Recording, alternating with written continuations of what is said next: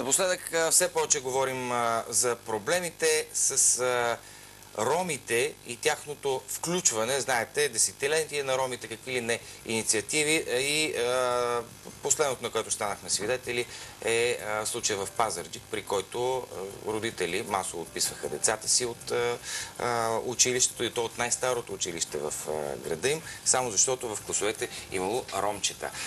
Сега ми е приятно да ви съобщя, че се работи и в другата посока, че има и други инициативи, които не са с такъв негативен знак, а напротив с положителен. И най-хубавото е, че това е едно варненско училище, СОУ Пейо Яворов, което е спечелило 3 разработени проекта по програма Коменски. Единият с точно такова заглавие — ксенофобия. Повече за тези проекти сега ще ни разкаже Пенка Никола, която е координатор на проектите. Добро утро! Радвам се да ви посрещна в нашето студио и да можем да представим пред нашите зрители тези проекти. Първо, поздравление за успеха. Това са 3 проекта, които едновременно вашето училище е одобрено за тях. Участието в секторна програма Коменски в проектите е най-голямата награда за всеки български учител, за всяко българско училище. Нашето училище има опит в работата си по секторна програма Коменски. Току-що тази година ние приключваме 2-годишен проект по тази програма на тема "Тийнейджерите на 21 век". Проектната работа е едно от най-важните условия за момента за мотивиране на учениците, за желанието им за работа, за оставането им в училище, за превръщане на училището в желана територия. Децата работят с желание и интерес. Ето това беше основната причина, която ни подтикна екип от нашето училище да направим всичко възможно да кандидатстваме отново с проекти по секторна програма Коменски. Училището разработи и кандидатства 3 проекта.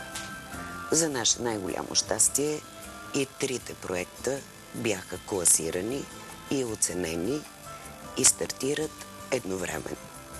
Всеки един от проектите е с финансиране 20 000 евро. Ще се осъществи, реализира в рамките на 2 години с партньори от много държави. Бих могла да кажа кои са. Вие всъщност имате опит в партньорството с... Разбира се, нашето училище допи много добър опит, много приятелство осъществи с европейски държави. Работата ни по проектите всъщност ни показа какъв е пътя, за да задържим децата в училище, да направим училищния живот привлекателен и интересен. Всъщност, конкретните имена на 3 отделни проекта са: "Вижте какво сме направили". Това звучи много интересно. Как учениците могат да допринесат за запазване на нашата планета зелена и чиста, екологична насоченост. И третият е преодоляване на ксенофобията чрез по-задълбочено разбиране на европейските култури. Натам е бъдещето на децата всъщност. И какво точно ще представляват тези проекти и каква конкретно ще бъде работата по тях, да ни разкажете? 2 проекта. Първият "Вижте какво сме направили" с държава координатор Румъния, включваща партньорство между 4 държави. Освен нас ще си партнираме с Италия, Турция и Румъния. Вторият проект "Как учениците могат да допринесат за опазване на планетата зелена и чиста", също е с екологична насоченост. Искам да кажа, че това не е случайно. Нашето училище е първото екоучилище в град Варна. Това беше определящото при намиране на партньори за започване на преговори по проектите. Именно екологичната тематика ни насочи към намиране на партньори по тези проекти. Във втория проект ще си партнираме с училища от Полша, Турция, Румъния и Гърция.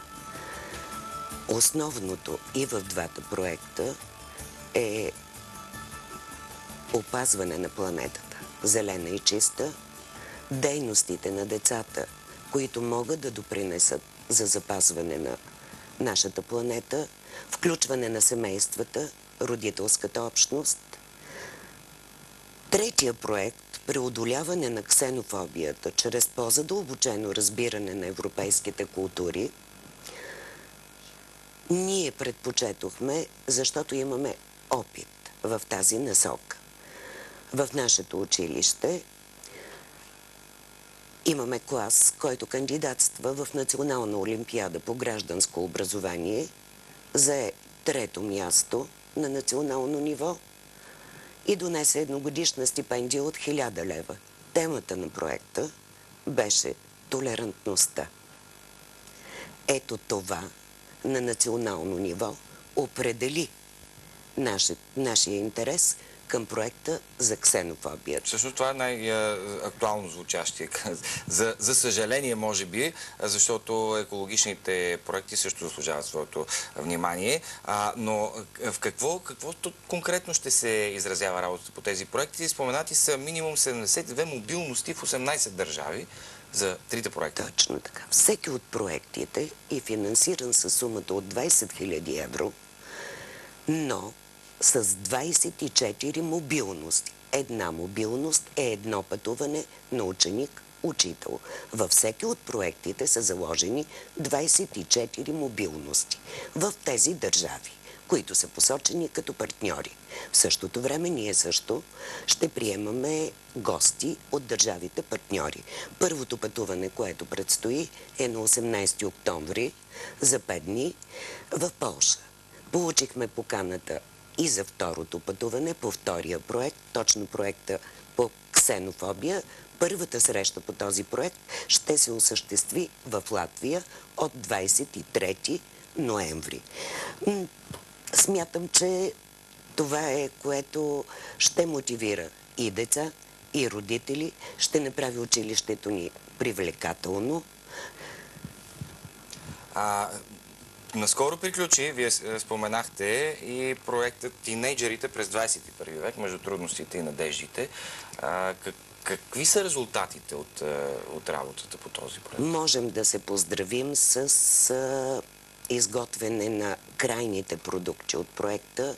Една огромна презентация, която е качена в сайта на проекта, с осъществените мобилности по проекта. Те са около 35, много повече от заложените 24. Финансирането позволи това да се случи.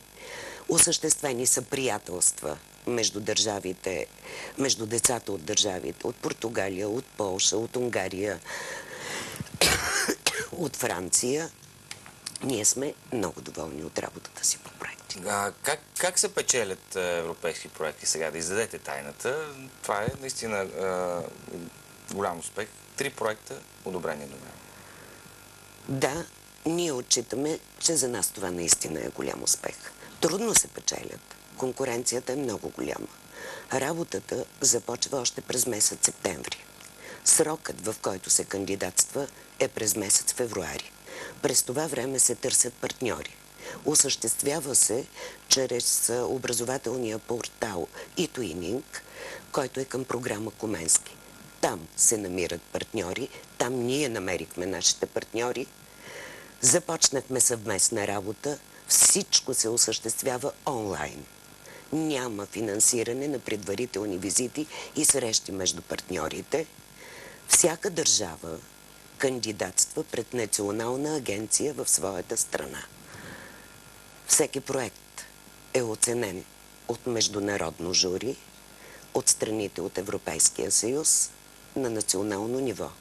Ние сме много радостни, защото от възможни 100 точки нашите проекти са оценени с 94,5 точки. Намираме за голям успех. Радваме се, че сме подбрали подходящите партньори. Радваме се, че темите ще удовлетворят нашите желания за работа. Надяваме се след 2 години, периода, за който ще осъществим и 3 проекта, да се поздравим с успех. Аз искрено ви желая успех в реализирането на тези 3 нови проекта. Всъщност, може би тук е момента да благодарим на целия екип, или да отправите благодарности към екипа, който стои зад този успех, защото той не е този успех стои училището стои ръководството на училището в лицето на госпожа Даринка Божинова. Стои цялото административно ръководство, стоят всички колеги. Никой сам не е успял никъде. Ние сме невероятен екип. Имаме подкрепата на ръководството, имаме подкрепата на училищното настоятелство, на цялата родителска общност. И което, разбира се, е условие за такава успешна реализация на тези проекти. Аз благодаря още веднъж на Пенка Никова, която е координатор и на трите проекта. Да. И на предишния също. Не. Не на предишния. Наистина поздравявам ви с успеха и успех в развиването. Благодаря от името на цялото ръководство на всички колеги от училище Яворов.